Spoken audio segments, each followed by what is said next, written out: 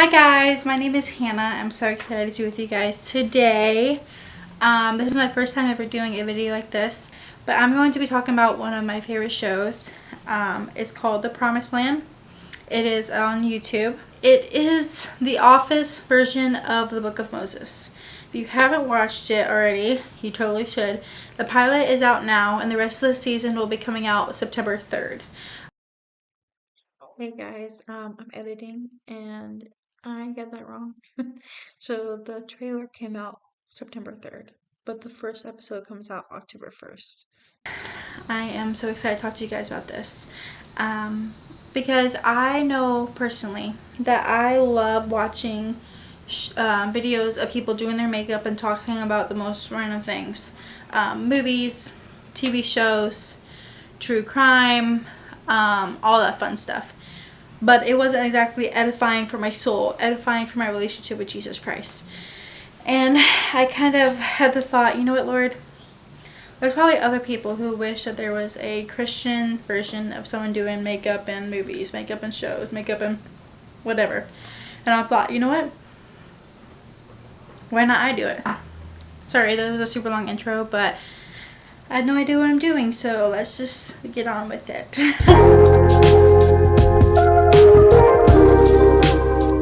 So the episode starts with Aaron talking to the camera because, like I said, it is a office type of show. He is saying how they are in Rephilim, which is only a few months travel from the east of the Red Sea.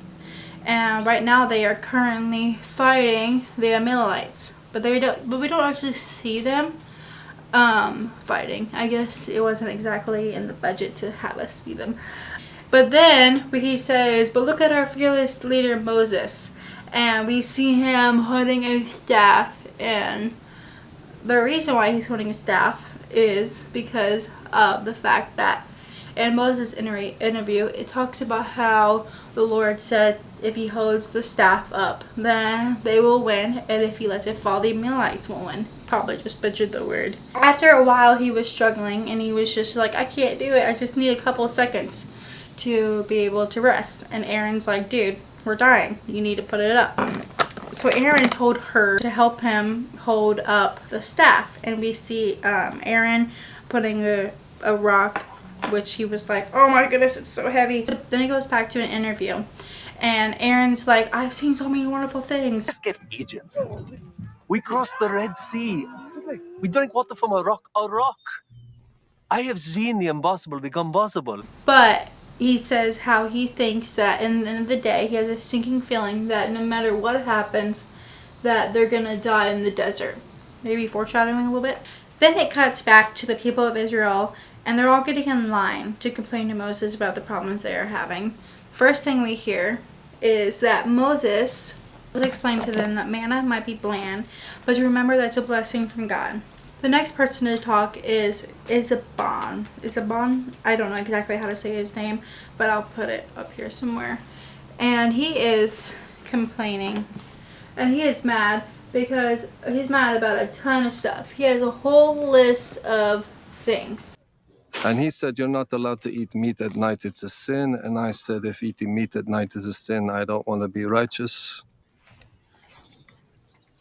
He said, go ask Moses. So here I am asking your advice. And also, what do I do about this pestilent growth on my foot?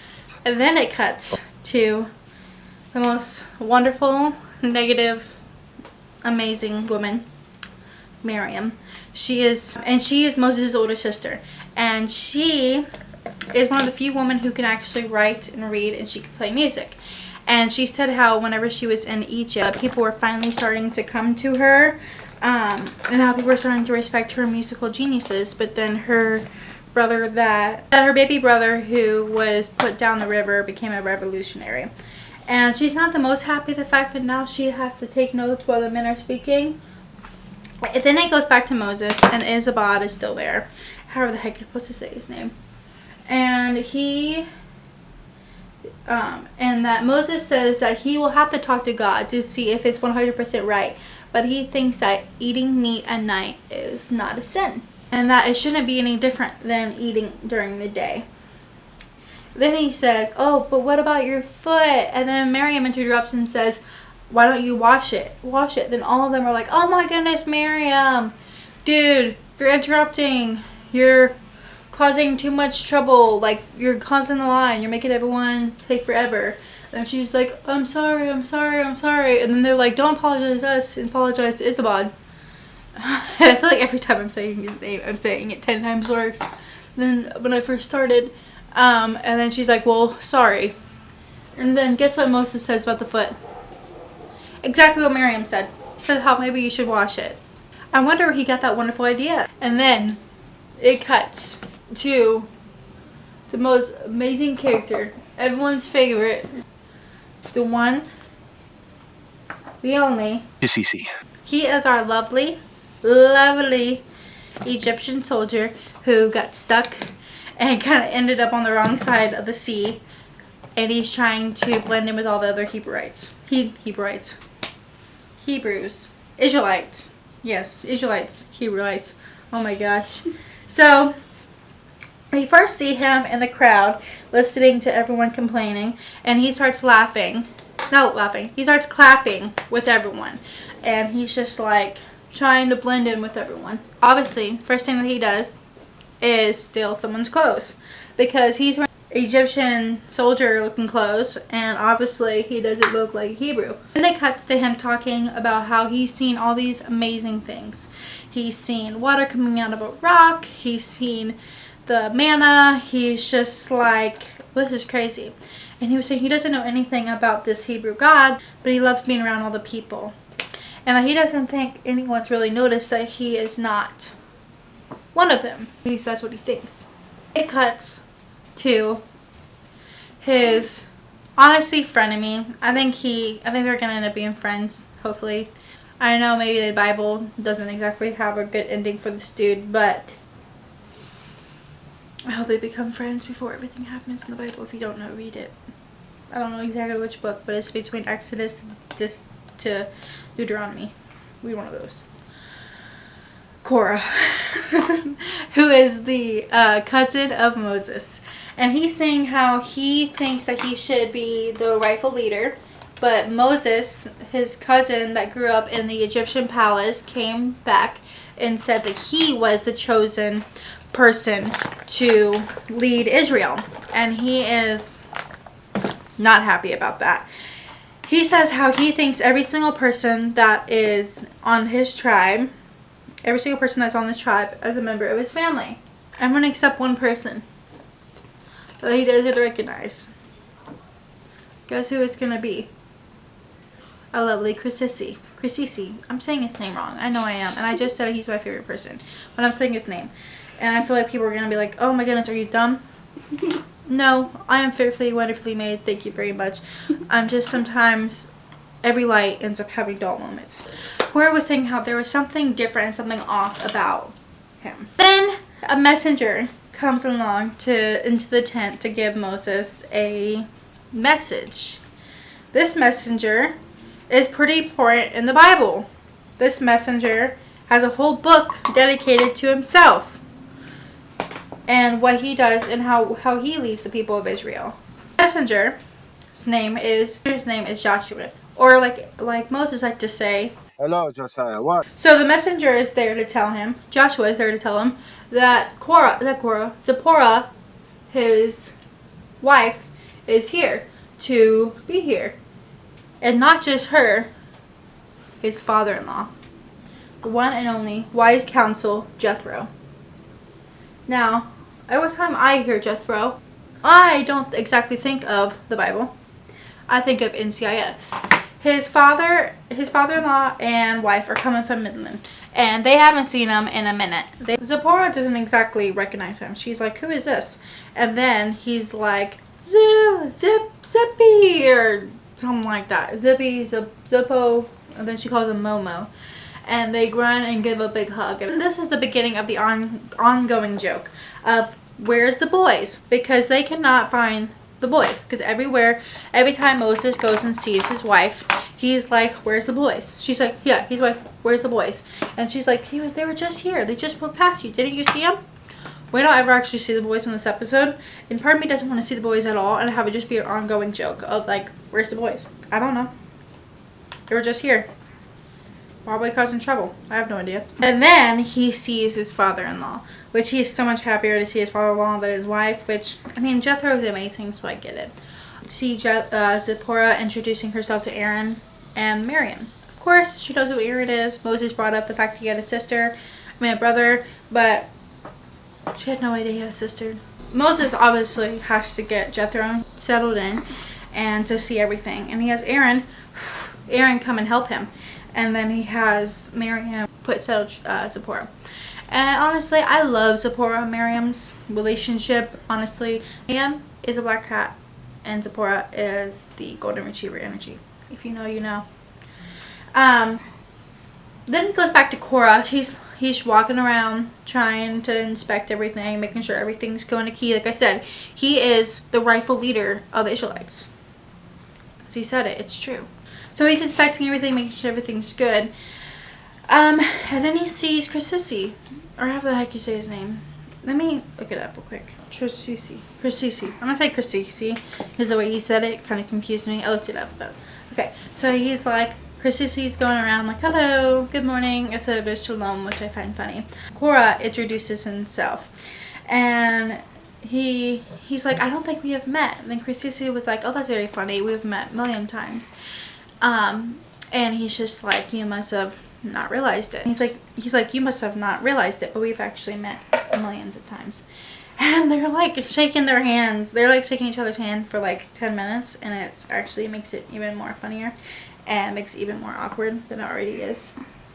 Korah is like instantly suspicious of him, and he knows that he's hiding something, which is the truth. He's hiding the fact that he's not like I said, a Hebrewite earlier, an Israelite.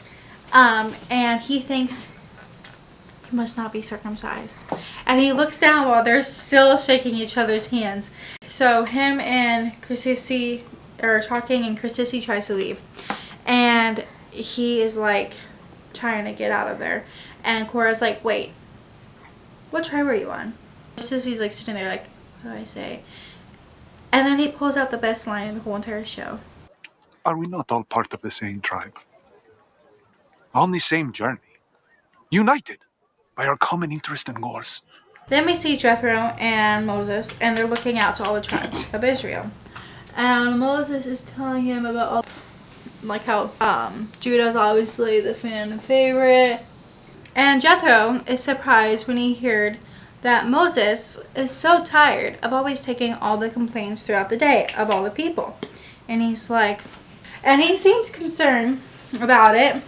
And he wants to see it. And honestly, he's kind of complex and concerned about it. I'm like, that doesn't seem like a good idea. Like a smart idea. Like if you're supposed to lead all the people and talk to God all day, then you probably shouldn't be taking all the concerns of all the people. You should be breaking it up. Foreshadowing. It goes back to Zipporah and Miriam, our favorite besties. And Miriam is explaining the ins and outs of the place. There's not much water, and what there is came from a rock that my brother hit with his staff. Every night we hunt quail for dinner, and every morning we'd gather magic bread from the ground. And so far, every civilization that we've come across has tried to kill us. But hey, at least we're not in Egypt. Miriam is still trying to help her to get all settled, and she grabs one of the bags, and she's like, what the heck, why is this so heavy? And Zipporah's like, whoa, be careful, this is our schools. And the schools' names are The Foolish Farmer or My Big Fat Arranged Marriage. Miriam's surprised that she can read and write. And then we find out another thing she loves to do, which is play her instrument. I don't know exactly what the name is. It's like a like that kind of instrument. And sing. Miriam is not threatened. She says she's not threatened by having someone who can do everything she can do and make it look so perfect. And Zipporah says that during her interview, because they all have interviews like The Office, she says that she loves Miriam and how she hasn't met anyone like her like Miriam since her sister, that they used to call Little Grump. And she hasn't ran into anyone like her since her sister ran away. It cuts back to Moses and Jethro. And they're sitting in the camp, and Moses is taking all the complaints of all the people, And the man, it goes to a man who is fighting with another man because the one dude stole the guy's goat. And Moses is like, we all know you stole the goat. He knows you stole the goat. I know you stole the goat. The goat even knows you stole the goat. Like, he's like, you know you stole the goat, right? And the guy like shakes his head in shame. He's like, well, you need to return it or you need to pay for it. And he's like, I've spoken. Jethro then asks, is this what you do all day? And Moses is like, yeah, duh. And he's like, I don't think I would do it that way. That's back to Chrissy, and he's looking for food. And he finds this bird, and he's on the ground. And then we see Chrissy, and he interrupts him, and unfortunately the bird gets away. Which, I mean, I get the bird probably didn't want to die, but Chrissy needs to eat, bro. We love Chrissy. We can't have him starving. Chrissy asks him, not Chrissy, Cora asks him, where is your tent pitched? Because if he knows where his tent is at and where it's settled, then he'll know where he is. And Chrissy thinks on things from top of his feet. He's like, where's your tent? And he's like, in Levi. And he's like, well, I'm Levi too. And he's like, Cora's like surprised. He's like, you're in Levi? Like, what? First, I didn't recognize you in the tent. And then you're in my own tribe and I didn't even realize it. That is crazy.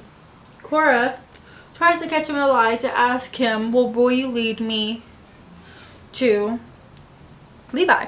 And he's like, yeah, of course. Lead the way, brother. Come on.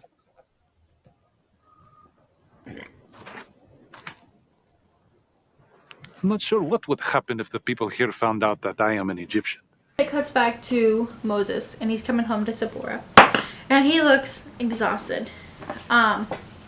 Moses asked her how her day was, and she said she had so much fun. And that Miriam showed her around, but she had to leave because she had a positivity headache. Zipporah loved Miriam, and she thought she was so funny, which Moses was like, I've never heard that before from her, but that's great. Moses again asks, where's the boys? And Zipporah's like, the boys just went. Didn't you see them along the way? And he's like, no.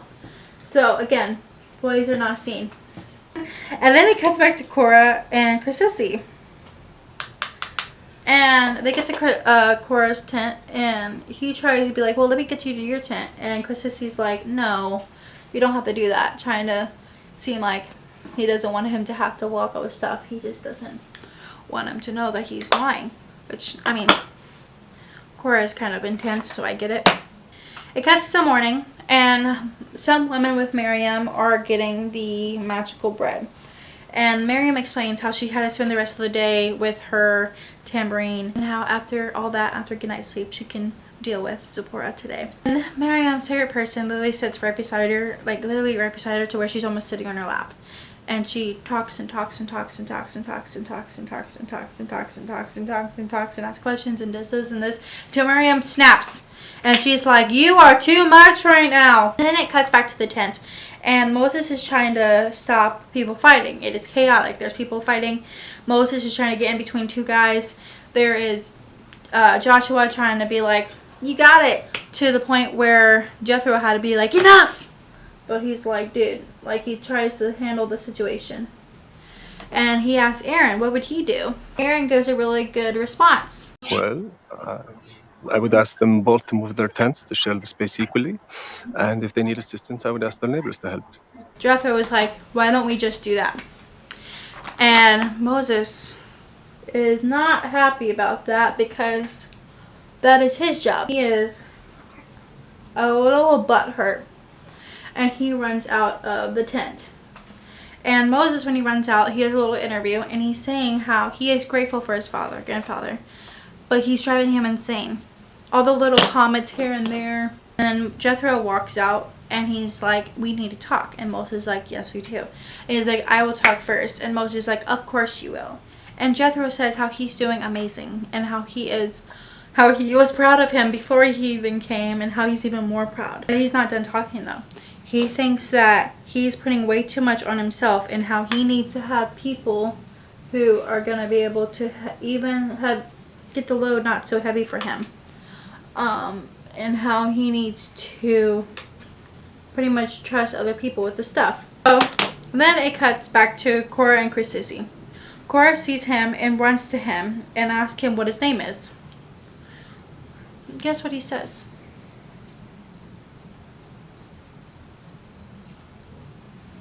Have you figured out what he said? He said his name was Moses. The name it's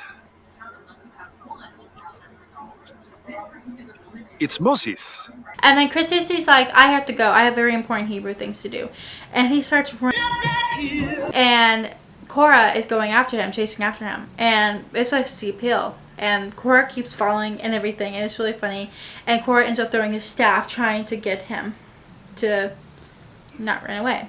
And then it cuts to Jethro saying goodbye to the group, Moses, Aaron, Zipporah, Miriam, and Joshua. And he's giving them hugs and kisses. Joshua is surprising everyone when he's like, hey, thank you for the promotion. Joshua gets his first interview. And he's talking about how maybe he'll be a leader someday. And one thing I found funny was that fact that in his interview, it was assistant to the manager, just like Dwight Howe was the assistant to the manager, Michael. And then this leads to Moses telling everyone about how he's going to be having changes. And how Aaron is going to be leading the group from the day-to-day things. And start taking that leadership role. Miriam is like, well, that must be nice. I wish I can do something. And Moses is like, you're going to be leading the women. And how Miriam wanted Zipporah to help her with the people that she has a hard time handling.